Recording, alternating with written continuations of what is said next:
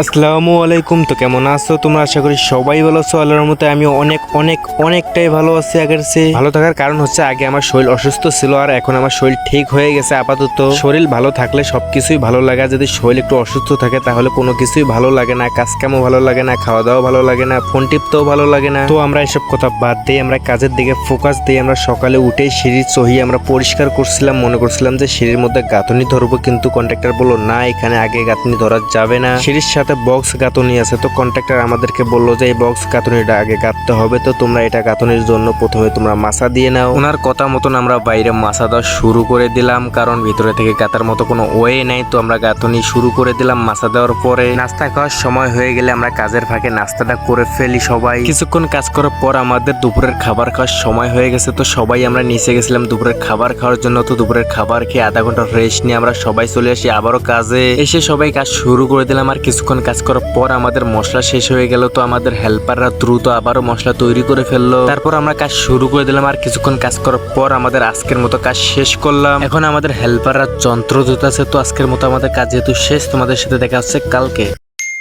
সকালে এসেই 2 বস্তা সিমেন্টের বালু ফেলে দিলাম। আমাদের হেল্পাররা এখন মশলা তৈরি করবে, তারপর আমরা গাঁথনি শুরু করব ইনশাআল্লাহ। আমরা যে কালকে গাঁথনিগুলো গাঁথছি, তো গাঁথার পরে আমরা যে নিচে গেছিলাম একটু বৃষ্টি ভাব ছিল, আমরা হয়তো খেয়াল করিনি, কিন্তু কন্ট্রাক্টর পরে এসে কিন্তু গাঁথনির উপরে কিন্তু পলিথিন দিয়ে গেছিল। কন্ট্রাক্টর আমার সম্পর্কে ভাই হয়, তো উনি অনেক ভালো মানুষ এবং ওনার লেনদেনও অনেক ভালো, তার জন্য আবারও ঈদের পরে আমি ওনার কাছেই কাজে আসছি। আমাদের হেল্পাররা মশলা তৈরি করে ফেলছে, তো এখন আমরা গাঁথনি শুরু করব। আর শুধু আমি আসছি তা না, সাথে কয়েকটা ভাগিনা এবং ভাই ব্রাদারকেও সাথে নিয়ে আসছি, যাতে সবাই একসাথে মিলেমিশে কাজ করতে পারি সেই জন্য। এইদিকে আমাদের সিঁড়ির চহির গাঁথনি আমাদের কমপ্লিট হয়ে গেছে। তারপর আমাদের সেই বক্স গাঁথনিটার কাছে আসলাম। তো এটা যেহেতু আমাদের ভেতর থেকে গাঁথা যাবে, তো আমাদের ভিতরে মাছা দিয়ে ফেললাম। তারপর আমরা গাঁথনি কিন্তু অলরেডি শুরু করে দিছি। আর আমাদের ঈদের পরে কিন্তু কিছু লোক লাগবে, তো তোমাদের মধ্যে যদি ভালো কোনো মিস্ত্রি বা ভালো কোনো লেবার থাকে তাহলে আমাকে ইনবক্স করতে পারো, ঈদের পরে কাজে নেবো ইনশাআল্লাহ। লেনদেনের বিষয় যদি বলি তাহলে একদম সলিড সপ্তাহে খোরাকি দেবে, এবং তোমার বাসায় যদি কোনো সমস্যা হয়, ইমার্জেন্সি টাকা লাগে, সে টাকাও কিন্তু কন্ট্রাক্টর অগ্রিম দেয়। আর মাস শেষে বিল তো আছে, তাহলে তোমার এত টেনশন কেন করছো? আর যদি টাকা মাই রাখার কথা বলো তাহলে কোনো ওই বিষয়ে কোনো চান্সই নেই, কারণ টাকার রিস্ক আমি নিজেই। তোমরা আমার সাথে কেমনে যোগাযোগ করবা? তুমি যে এই ভিডিওটা দেখতেছো, তো এখানে আমাকে কমেন্ট করতে পারো যে তুমি আমার সাথে কাজে আসবা, তো আমি তারপর তোমাকে আমার হোয়াটসঅ্যাপ নাম্বার দেবো, তো সেখানে তোমার সাথে আমার ডিরেক্ট কথা হবে।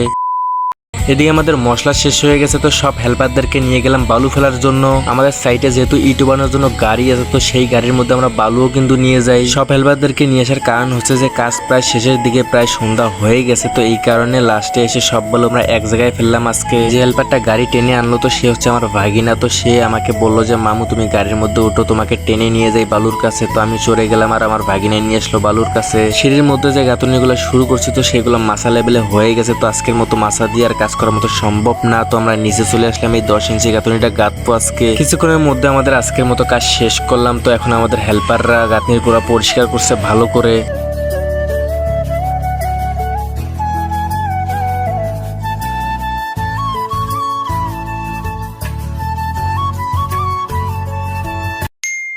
আমাদের কাজে এসেই কিন্তু সবাইকে আসতে হয় প্রথমে বালুর কাছে। ম্যাক্সিমাম কাজে কিন্তু আমাদের বালু, কারণ আমরা রাজমিস্ত্রি, আমাদের গাঁথনি বা প্লাস্টার যেটাই করি না কেন আমাদের কিন্তু বালুর প্রয়োজন হয়। তো আমাদের যেহেতু একটু বালু শর্ট আছে, এই কারণে সবাই কিন্তু কাড়াহুড়া করতেছে বালু নিয়ে। আমাদের হেল্পাররা একটু চালাক, তারা প্রথমে এসে কিন্তু গাড়িটা দখল করে নেয়, কারণ তখন আর তাদের বালু আর সিমেন্ট ওভার লাগে না, তখন সবকিছু কিন্তু গাড়ির মধ্যে করে নিয়ে যায়, বালু সিমেন্ট ইট সব। আমার এক ভাগিনা গাড়িটা টেনে নিয়ে যাচ্ছে আমাকে আর আমার এক ফ্রেন্ডকে। আমাদের বালু আর সিমেন্ট নিয়ে যাওয়া হয়ে গেছে, তো এখন আমাদের হেল্পাররা দ্রুত মশলা তৈরি করতেছে, কারণ একটু লেট হলে পাইপ নিয়ে আবার টানাটানি করতে পারে। এই ফ্লোরে প্রায় 20 জন কাজ করে, আর পাইপ হচ্ছে একটা, বুঝতে পারছেন? এদিকে আমাদের হেল্পাররা মশলা তৈরি করে ফেলছে, আর আমরা মাছাটাও কিন্তু দিয়ে ফেলছি। তো এখন আমরা মাছার উপরে কিছু ইট নিয়ে গাঁথনি শুরু করে দেব। যেহেতু আউটের গাঁথনি আর 2 পাশে একদমই ফাঁকা, তো এই কারণে আমরা সেফটি বেল লাগাই নিলাম ভালো করে, যাতে আমাদের কোনো ক্ষতি না হয়। কিছুক্ষণের মধ্যে আমরা যতদূর হাতে পাই ততদূর আমরা কেটে ফেলছি, তারপর আমার মাছাটা ভেঙে ফেলছি, তোমরা তো দেখতেই পাচ্ছ স্ক্রিনে। এদিকে আমাদের দুপুরের খাবার খাওয়ার সময় হয়ে গেছে, দেখতে পাচ্ছ তোমরা সবাই কিন্তু অলরেডি যাচ্ছে সিঁড়ি দিয়ে হেঁটে। তো এখন আমিও যাবো দুপুরের খাবার খাওয়ার জন্য।